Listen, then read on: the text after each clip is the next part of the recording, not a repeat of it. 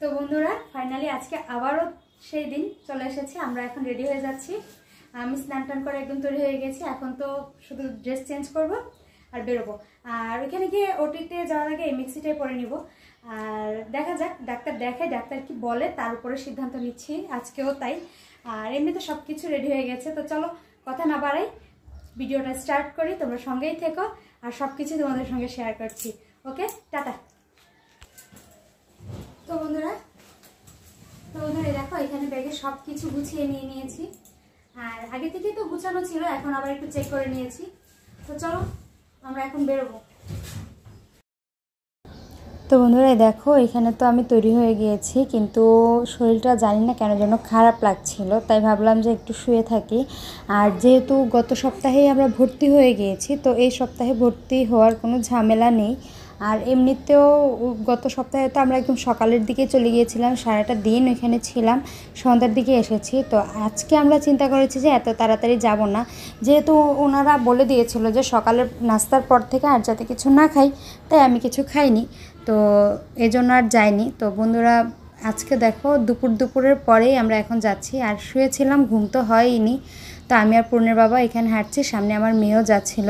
আর জানো তো আমার কেন জানি না মনটা এত খারাপ লাগছিল। আমি জানি না এটা কার কেমন অনুভূতি হয়, কিন্তু আমার তো খুব খুব খুব খারাপ লাগছিল। আমি তো প্রায় কান্না করে দিয়েছিলাম। আর এই যে দেখো এখন কিন্তু হসপিটালে চলে এসেছি। আর এই যে আমি এখন বেডে শুয়ে আছি। আর এই যে রুমটা দেখছো, আমাকে ওটির পর, সিজারের পরও এই রুমেই রাখা হবে।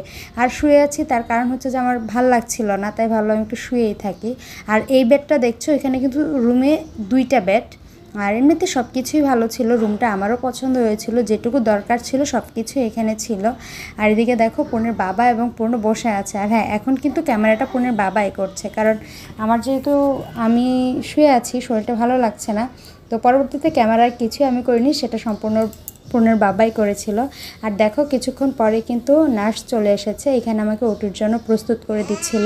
আর সবাই অনেক কথা বলছিল, আমিও অনেক কথা বলছিলাম, কারণ মনটা এত খারাপ ছিল।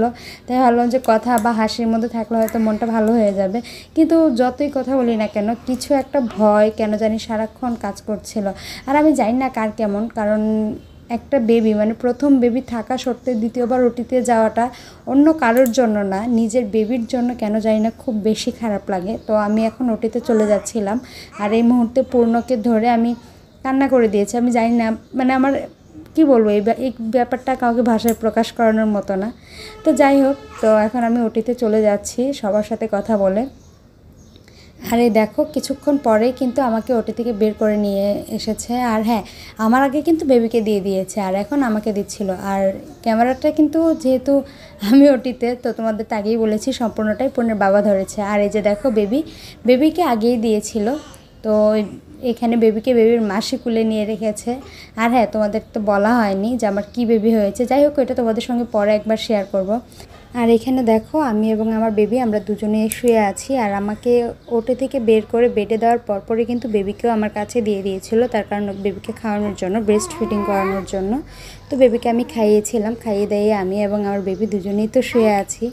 আর এদিকে দেখো পরের দিন সকালেই কিন্তু আমি উঠে বসেছিলাম, কারণ ওনারা বলে যত তাড়াতাড়ি নিজে সুস্থ মনে করবে তত তাড়াতাড়ি সুস্থ হয়ে যাবে।